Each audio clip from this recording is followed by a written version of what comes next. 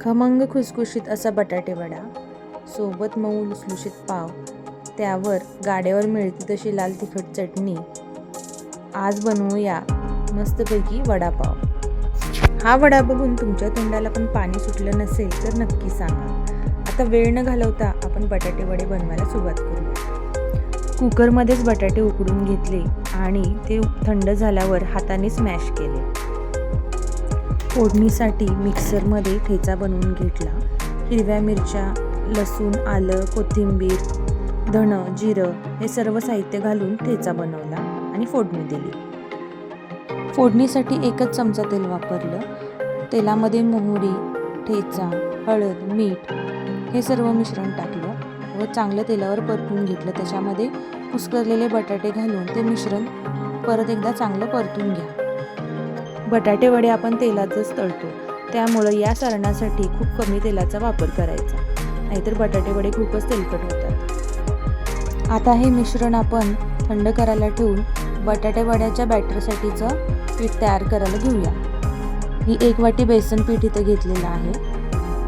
यामध्ये चवीनुसार मीठ, हळद आणि खाण्याचा किंचित सोडा टाकायचा व थोडं थोडं पाणी घेऊन हे मिश्रण तयार करायचं. थोडं थोडं पाणी घेऊन हे बॅटर तयार करायचं, कारण याची कन्सिस्टन्सी जास्त पातळ झाली तर बटाट्याचा कवर खूपच पातळ होतो आणि तेलामध्ये पसरतो. आणि जास्त घट्ट पण करायची नाही, नाहीतर मग त्याचा कवर खूपच घट्ट होतो. त्यामुळे थोडं थोडं पाणी घेत कन्सिस्टन्सी या प्रकारे करा. यामुळे वडा खायला चांगला लागतो. तेल आता गरम व्हायला कढईमध्ये ठेवलेलं आहे. तेल चांगलं कडकडीत गरम करून घ्यायचं आणि त्याच्यामध्ये वडे तळून घ्यायचे.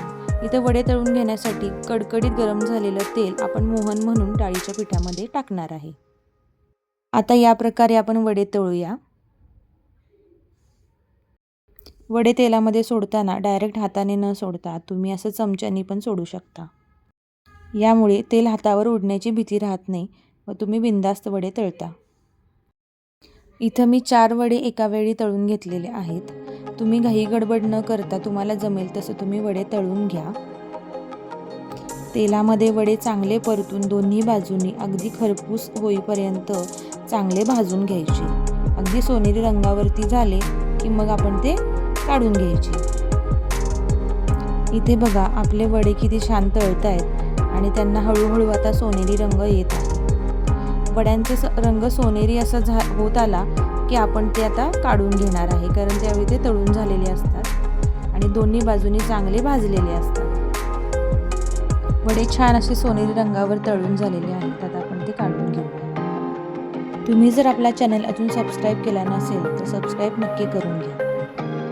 वडे तळून झाल्यावर जे मिश्रण उरतं ते आपण तेलामध्ये तळून घ्यायचं. ते कुरकुरीत भज्याप्रमाणे जो चुरा बनतो तो आपण लाल तिखट चटणी जी बनवणार आहे त्यामध्ये आपण वापरणार आहे. त्यामुळे त्या लाल तिखट चटणीची चव अप्रतिम होते, अगदी वडापावच्या गाड्यावर मिळते तशी.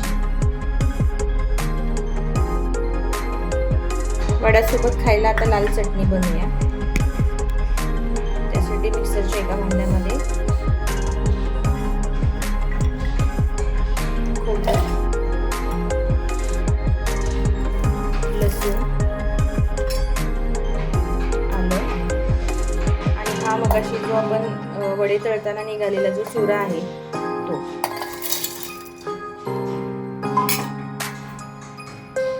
मीठ, लाल मिरची, कांदा लसूण मसाला हे सर्व मिक्सरला वाटून घेऊ.